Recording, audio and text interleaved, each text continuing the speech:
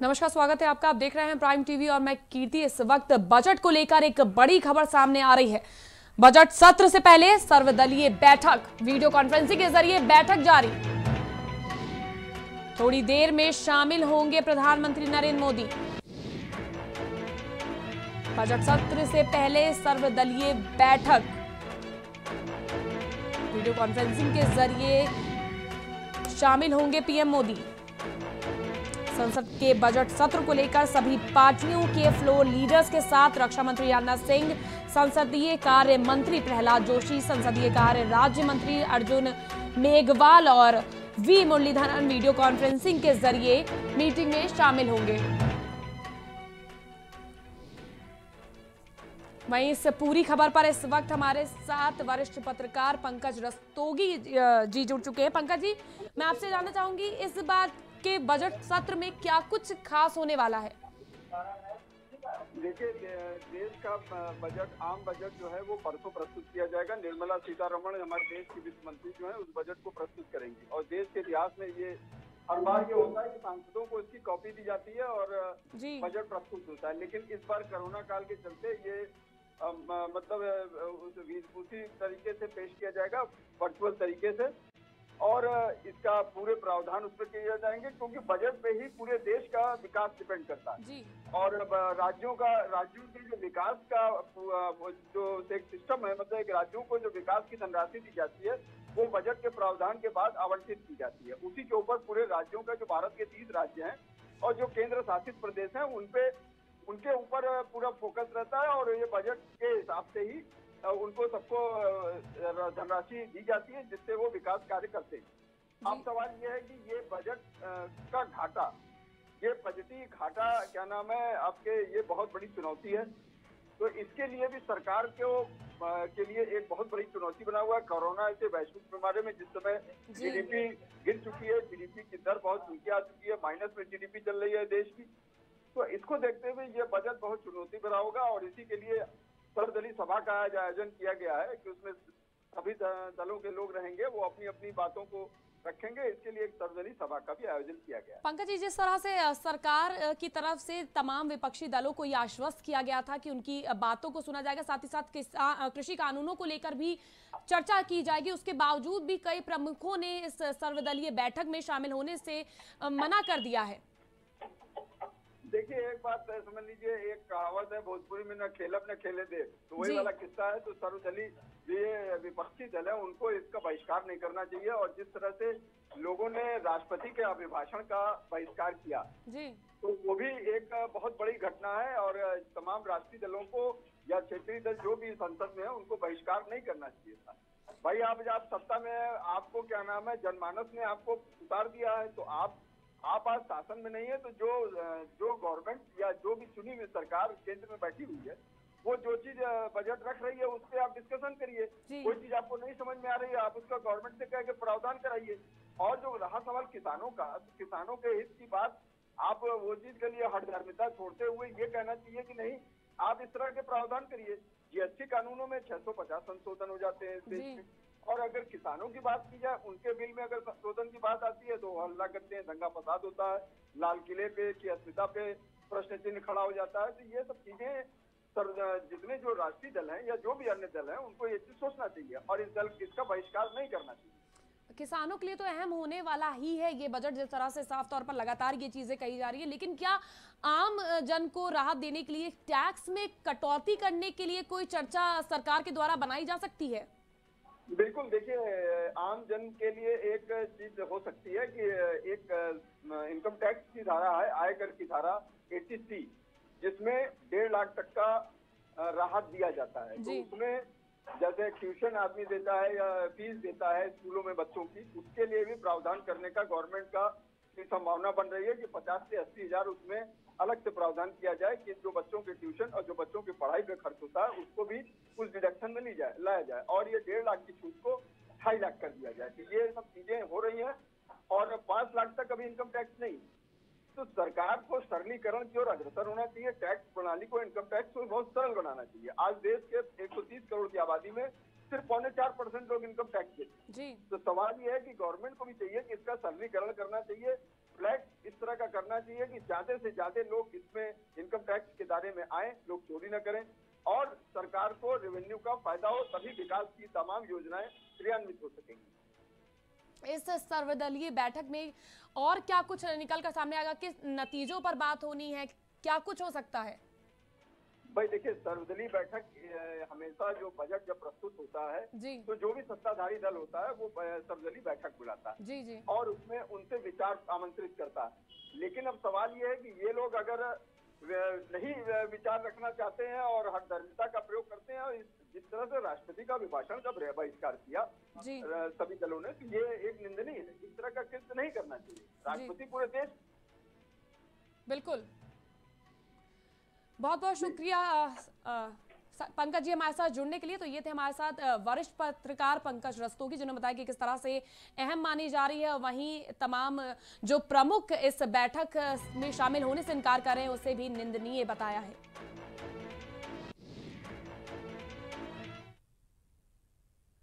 वहीं इजरायल दूतावास पर हुए धमाके को लेकर इस वक्त की बड़ी खबर सामने आ रही है।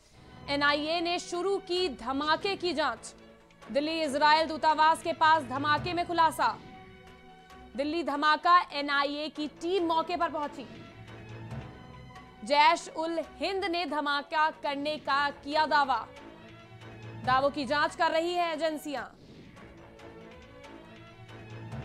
एनआईए ने शुरू की धमाके की जांच।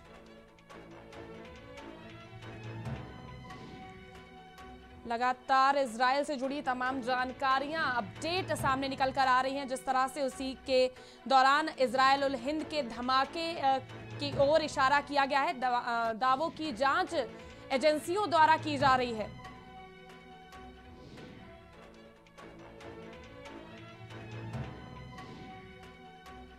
दिल्ली पुलिस ने इजरायल दूतावास के बाद हुए धमाके में बैटरी के अंश भी बरामद किए हैं।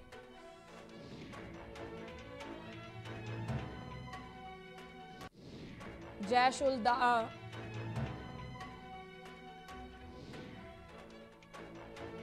दिल्ली इजरायल दूतावास के पास धमाके में जैश उल हिंद ने धमाके करने का दावा किया है, जिसकी जांच एजेंसियां कर रही हैं। इजरायल दूतावास के पास सुरक्षा व्यवस्था भी बढ़ा दी गई है।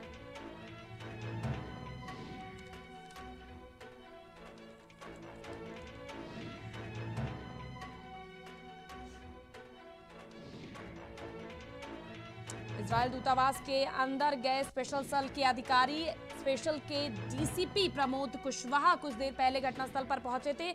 अभी अभी स्पेशल सेल के कुछ अधिकारी एक बैग में कुछ दस्तावेज और दूसरे सामान लेकर इजरायल दूतावास के अंदर गए हैं। कई सबूत इकट्ठा किए जा रहे हैं एजेंसियों द्वारा। जिस तरह से धमाका हुआ, वहीं इस वक्त की अपडेट हम आपको लगातार दे रहे हैं। जैश उल हिंद नाम के संगठन ने इस पूरे धमाके की जिम्मेदारी ली है। इजरायल दूतावास के बाहर आईईडी ब्लास्ट की जिम्मेदारी जैश उल हिंद नाम के संगठन ने ली है। इस संगठन ने दावा किया है कि उसने ही इजरायल दूतावास के सामने धमाका करवाया है। देश की खुफिया एजेंसी इस दावे की सत्यता की जांच कर रही है।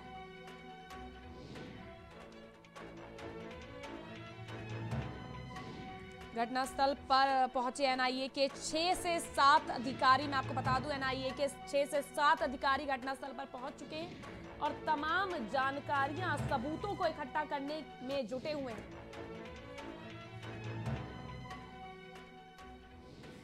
बता दें कि इस दौरान एक चिट्ठी भी धमाके के लोकेशन से बरामद हुई है।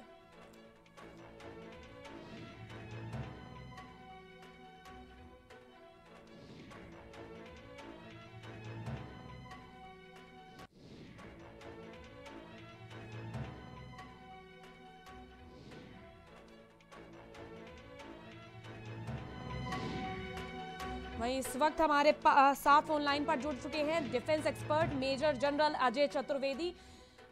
मेजर जी, मैं आपसे ये जानना चाहूंगी, ईरान कनेक्शन के साथ बदला लेने की बात कही जा रही है। हिंदुस्तान कैसे सतर्क रहे, क्या कुछ तैयारियां की जानी चाहिए हिंदुस्तान की तरफ से?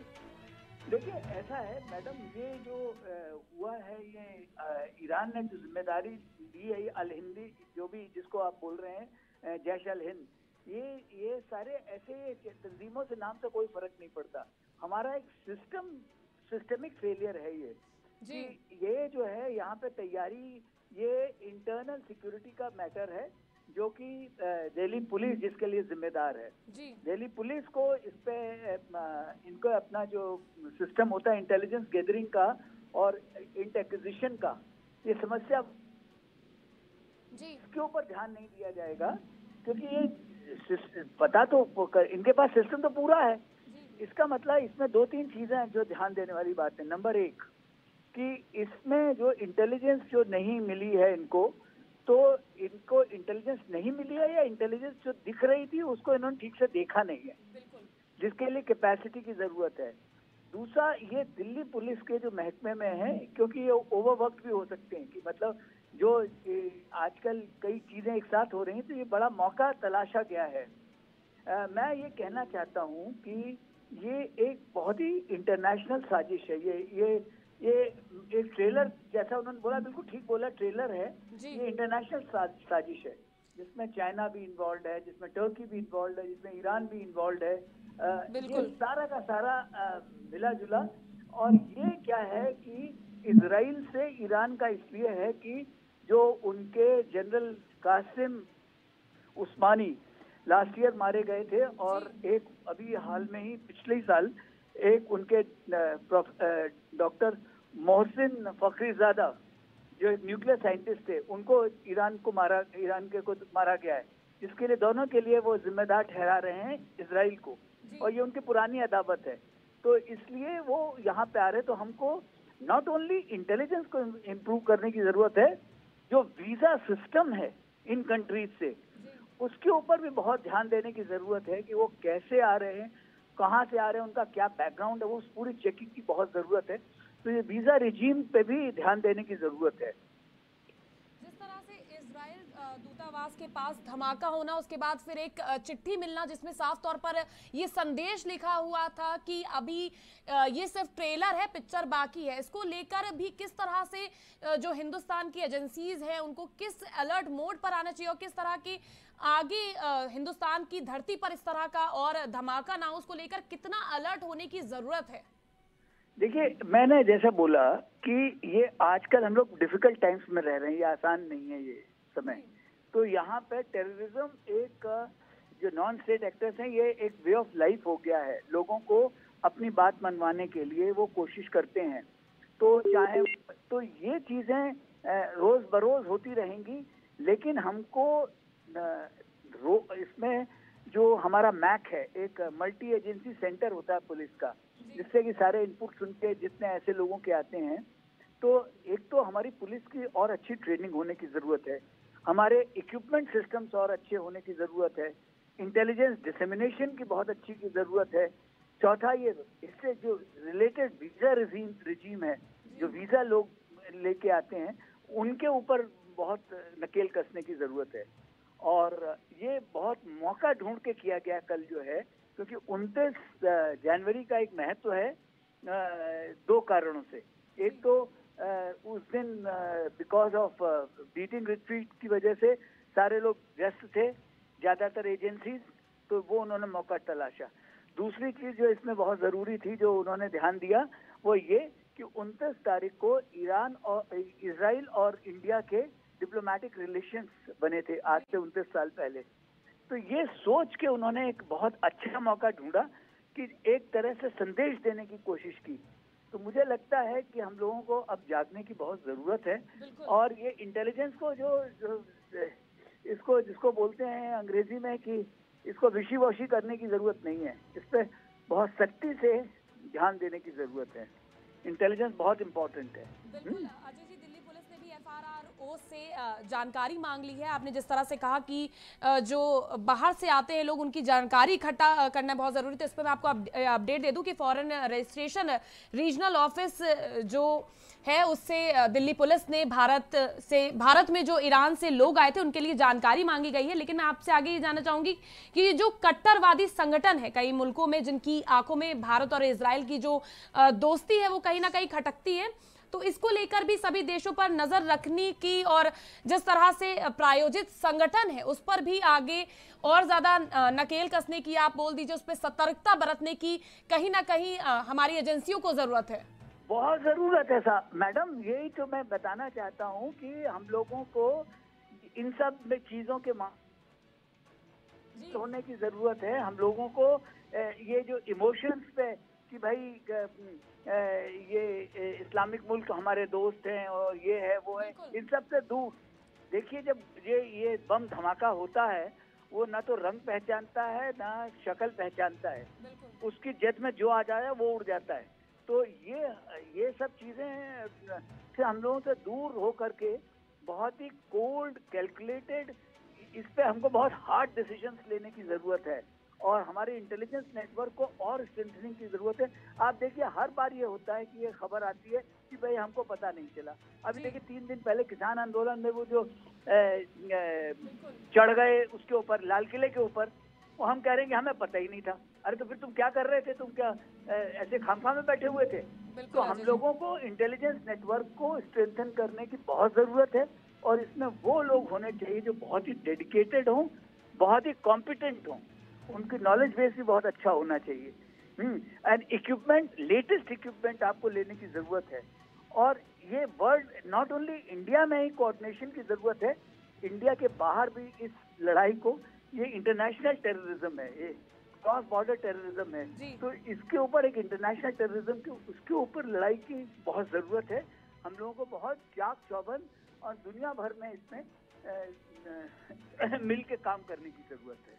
अजय जी, मैं आपसे ये जानना चाहूंगी, जिस तरह से ईरान का कनेक्शन निकलकर सामने आ रहा है, वहीं इजराइल को एक या संदेश देना या सबक देना चाहते थे, जिस तौर पर ये चिट्ठी मिली है कि अभी ट्रेलर है, पिक्चर बाकी है, इस तरह के चीजें मिलना, उसके बाद क्या लगता है हिंदुस्तान की धरती को चुना जाता है इस तरह के धमाके करने के लिए, तो हिंदुस्तान के लिए ये राष्ट्र सुरक्षा का जो मुद्दा बन जाता है? जी बिल्कुल बिल्कुल, देखिए वही मैं कह रहा हूँ कि जो हुआ वो बहुत सीरियस है, लेकिन जो हो सकता था वो इससे भी ज्यादा सीरियस है। अच्छा, ईरान में ये जो टेररिस्ट ऑर्गेनाइजेशंस हैं, इन्होंने ये जगह बहुत समझबूझ के चुनी, की और जगह होंगे तो पकड़ जाते, तो यहाँ उन्होंने इसलिए किया। और हालांकि उनका कहना है कि हमसे कोई उनका वो बैर नहीं है, लेकिन ये जो टेररिस्ट ऑर्गेनाइजेशंस हैं इनका सबसे बैर होता है और ये अपने बात के लिए कुछ भी कर सकते हैं। तो हम लोगों को इसके मामले में बहुत ही चौकन्ना रहने की जरूरत है। Iran no Iran, Turkey no Turkey, जो भी देश हो, ये एक टेररिस्ट है और टेररिस्ट को उसी की तरह से डील करना चाहिए कि इसको पकड़ में आए तो सिर्फ इनका एक समरी ट्रायल करो और उनका खबर लो। और हम लोगों को बहुत ही पूरे टाइम चौकन्ना रहने की जरूरत है, इंटेलिजेंस पे और ध्यान देने की जरूरत है। अजय जी, जिस तरह से आपने कहा कि कहीं ना कहीं दिल्ली पुलिस की फेलियर है, ये बिल्कुल माना जा रहा है, और जांच एजेंसियों की भी कहीं ना कहीं फेलियर इसमें सामने आ रहा है। जिस तरह से नजर नहीं रखी गई, ईरान से लोग आए, उन्होंने धमाका किया और वो वापस भी चले गए, हालांकि उन पर किसी तरह की कोई नजर नहीं रखी गई। वहीं दूतावास के पास जिस तरह ये धमाका हो जाता है, उसके बाद वहां पर सीसीटीवी भी खराब होने की जो जानकारी हम तक प्राप्त हुई है कि वहां के जो दूतावास के जो मेन जगह पे जो सीसीटीवी है वो भी खराब है, उसके बगल वाला जो बंगला है वहां के भी जो सीसीटीवी कैमरे हैं वो भी खराब है। तो इसकी भरपाई आखिर कौन करेगा? देखिए यही तो मैं कह रहा हूँ कि पूरे ये जो है सिस्टम का जो फेलियर है, इसको बहुत ही सीरियसली लेने की जरूरत है। नए प्रोसीजर्स की जरूरत है कि आप अगर ये कर दो कि भाई अगर सीसीटीवी खराब होता है तो ये हर 15 दिन पे या हर महीने में इनकी एक ऑडिट होगा, ये चेक होते रहेंगे। हर महीने में इसके जो खंगाला जाएगा कि कौन नए आदमी आए कौन नहीं आए, इस एरिया में कोई नई गाड़ी आई कि नहीं आई, उसका क्या खबर है।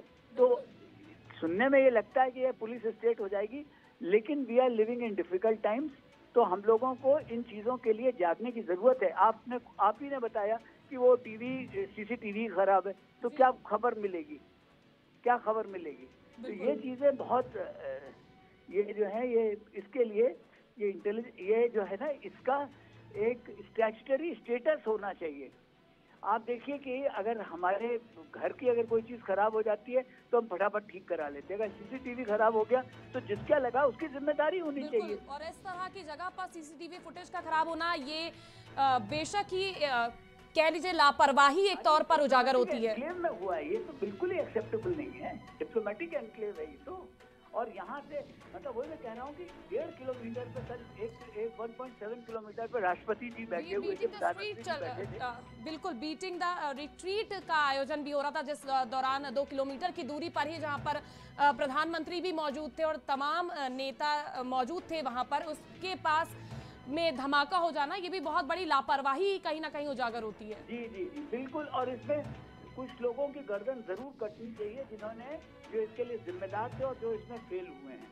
तो इसमें मुझे कोई किसी तरह का शक नहीं है कि जब तक आप किसी की अकाउंटेबिलिटी तय नहीं करोगे तब तक ये चीजें होती रहेंगी। जी बहुत बहुत शुक्रिया अजय जी हमारे साथ जुड़ने के लिए। तो ये थे हमारे साथ defence expert major general Ajay Chaturvedi, जिन्होंने हमें तमाम तरह की जानकारी दी और साफ तौर पर उनका कहना था कि जिस तरह से ये सारी चीज़ें उजागर हो रही है उससे कहीं ना कहीं सरकार और दिल्ली पुलिस की फेलियर सामने आ रहा है कि जिस तरह से 150 किलोमीटर इजराइल दूतावास के पास 150 मीटर की दूरी पर, माफ कीजिएगा, ये हादसा हो जाता है। वहीं 2 किलोमीटर दूरी पर जो बीटिंग द रिट्रीट जहां पर राष्ट्रपति और प्रधानमंत्री मौजूद थे वहां पर ये कार्यक्रम हो रहा था, उसके पास ये धमाका हो जाता है।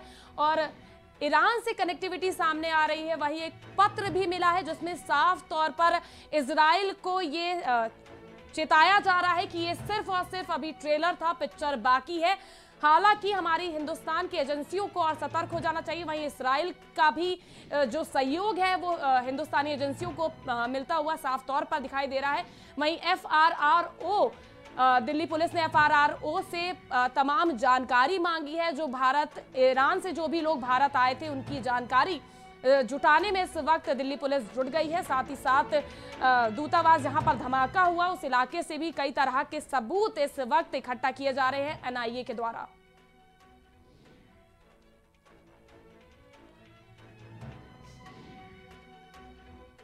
वहीं 26 जनवरी को घायल हुए पुलिसकर्मियों को लेकर इस वक्त की बड़ी खबर सामने आ रही है। 26 जनवरी के दंगे में घायल हुए घायल पुलिसकर्मियों के परिजन कर रहे हैं प्रदर्शन।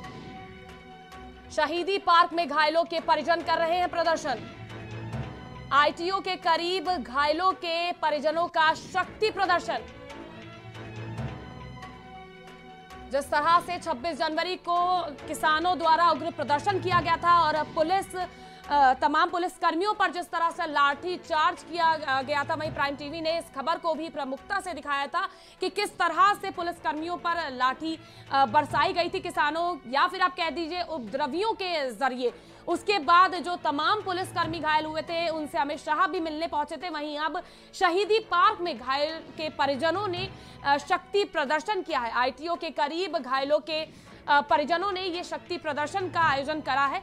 26 जनवरी के दंगों में जो घायल हुए थे, फिर से मैं आपको बताना चाह रही हूँ, जिस तरह से पुलिसकर्मियों के ऊपर पथराव, लाठी, डंडे चले थे, जिसमें तमाम पुलिसकर्मी जो घायल हो गए थे। और हमने लगातार दिखाया था आपको कि किस तरह से लाल किले की दीवारों से जो पुलिसकर्मी अपनी सुरक्षा करते हुए वो उस गहराई में कूदे थे और किस तरह से उनको गंभीर चोटें आई थी, जिसके बाद उन्हें अस्पताल में भर्ती कराया गया था। लगातार प्राइम टीवी की टीम कवरेज कर रही है किसानों से जुड़ी और तमाम मुद्दों पर। तो हमने इस पर भी आपको दिखाया था कि किस तरह से जो पुलिसकर्मी हैं जो सुरक्षा के लिए खड़े थे, हालांकि किसानों ने उन पर किस तरह से लाठी चार्ज किया, पथराव हुआ, जिसमें कई पुलिसकर्मी घायल हुए थे, उन्हें अस्पताल में भर्ती कराया गया था। अमित शाह भी उनसे मिलने पहुंचे थे, तमाम उनके परिजनों को आश्वस्त किया था, लेकिन उसके बावजूद उनके परिजन जो हैं वो कहीं ना कहीं नाखुश दिखाई दे रहे हैं। तो वहीं घायल पुलिसकर्मियों के परिजन प्रदर्शन कर रहे हैं और शहीदी पार्क में घायलों के परिजन शक्ति प्रदर्शन कर रहे हैं। ITO के करीब यह प्रदर्शन हो रहा है जहां पर तमाम घायलों के जो करीबी है, उनके अंदर जिस तरह से प्रदर्शन किया जा रहा है उसको लेकर साफ है कि उनके अंदर कहीं ना कहीं जो भी ये घटना घटी उसको लेकर रोष है, उसको लेके रोष है, जिसके चलते वहीं इस खबर पर हमारे साथ बीजेपी प्रवक्ता अशोक पांडे जी जुड़ चुके हैं। अशोक जी, मैं आपसे जानना चाहूंगी कि जिस तरह से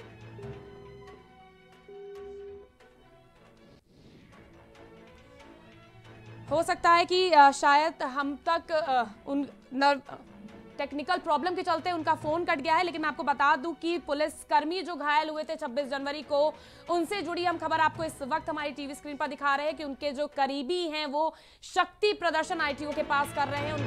कहीं ना कहीं रोष है, गुस्सा है। 26 जनवरी के जिस तरह की घटना हुई, जिस तरह से पुलिसकर्मियों पर पथराव किया गया, उन्होंने अपनी जान बचाने के लिए लाल किले से इतनी ऊंची ऊंची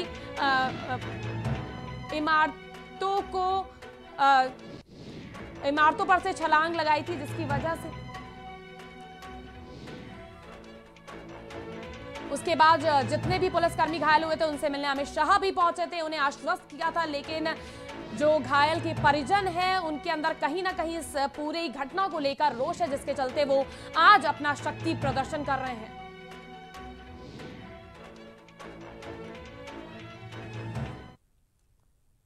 वहीं सुल्तानपुर से इस वक्त की बड़ी खबर सामने आ रही है, जहां संदिग्ध परिस्थितियों में युवक का शव मिला है। संदिग्ध परिस्थितियों में मिला युवक का शव। सूचना के बाद मौके पर पहुंची पुलिस। पुलिस ने शव को कब्जे में लिया। अखंड नगर थाना क्षेत्र के गिघौना गांव का पूरा मामला है ये। सुल्तानपुर से इस वक्त की बड़ी खबर हम आपको दिखा रहे हैं, जहां संदिग्ध परिस्थितियों में युवक का शव मिला है। वहीं युवक का शव पुलिस ने बरामद करते हुए पूरे घटना की जांच शुरू कर दी है। अखंड नगर थाना क्षेत्र के गिघौना गांव का ये पूरा मामला है। सुल्तानपुर से इस वक्त की बड़ी खबर।